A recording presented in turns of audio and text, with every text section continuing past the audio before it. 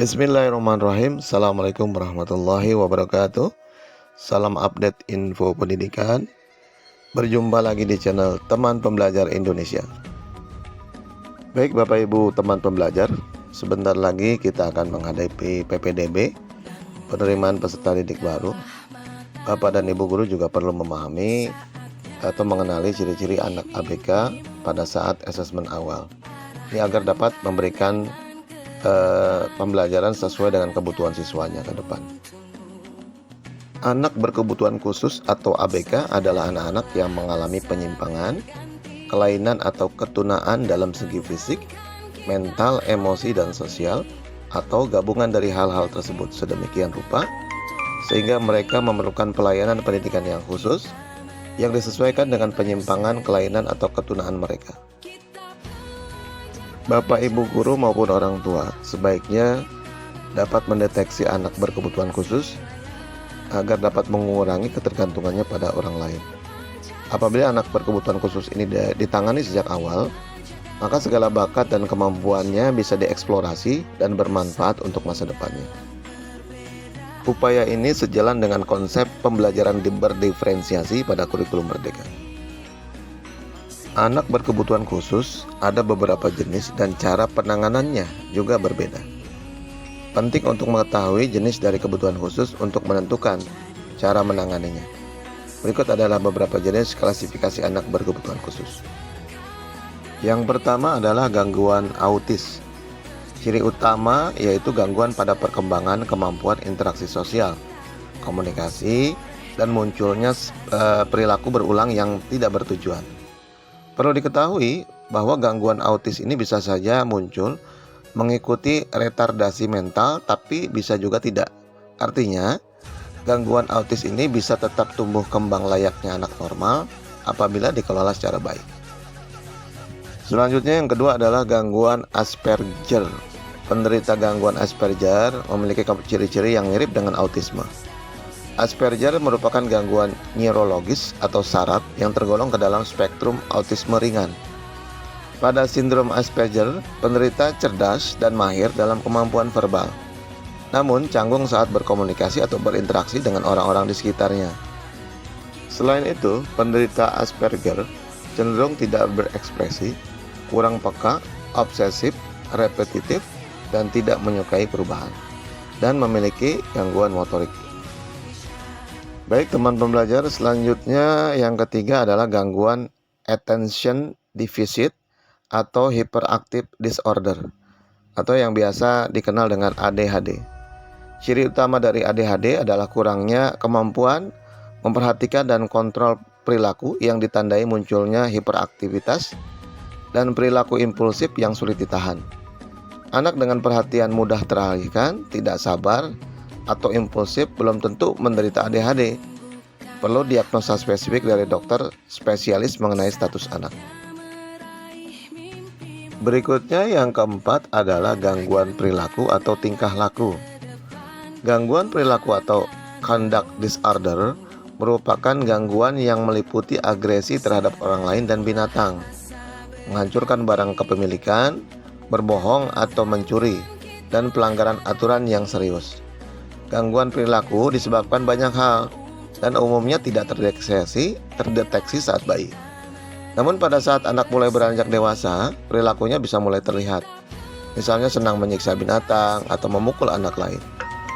Gangguan perilaku yang tidak ditangani dapat berujung kepada aksi kriminal di usia dewasa. Berikutnya yang kelima adalah gangguan menentang atau oppositional deviant behavior. Gejala menonjol dari perilaku gangguan menentang adalah suka mendebat atau menentang norma atau nasihat orang dewasa.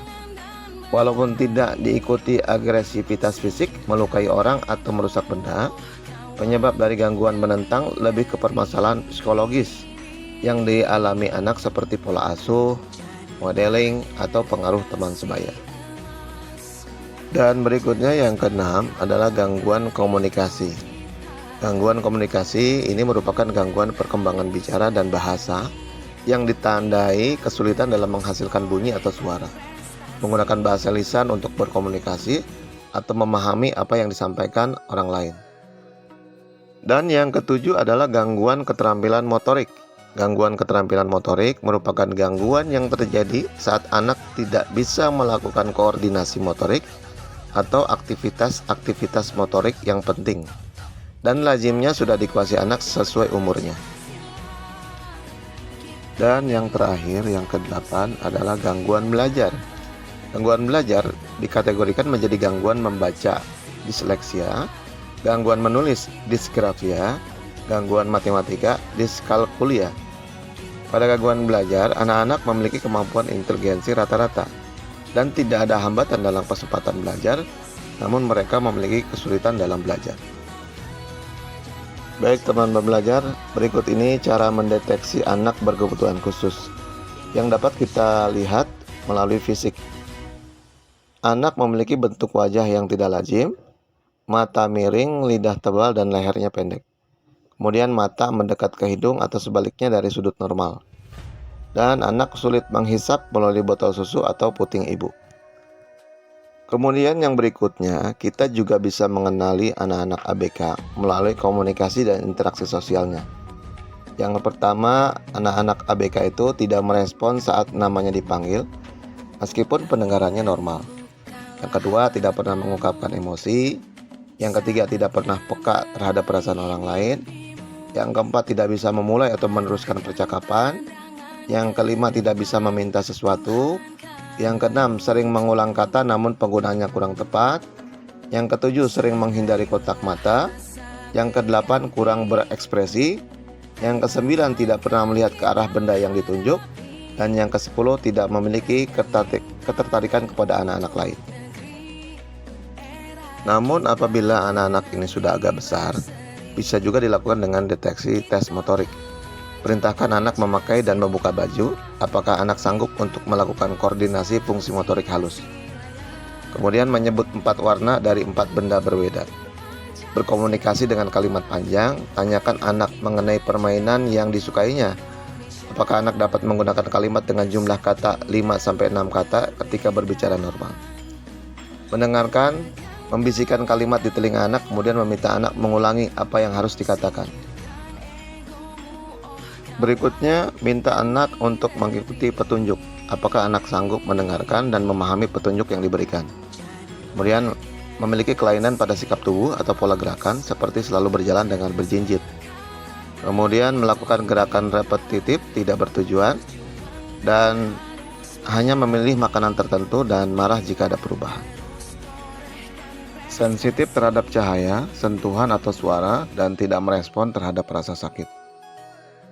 Baik Bapak Ibu teman pembelajar, segeralah periksakan anak ke dokter bila terlihat gejala-gejala seperti ini.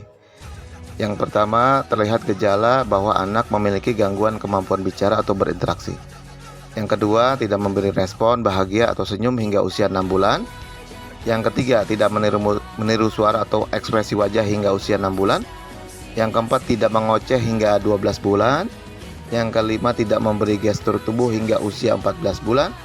Dan yang keenam, tidak mengucapkan satu kata pun hingga usia 16 bulan.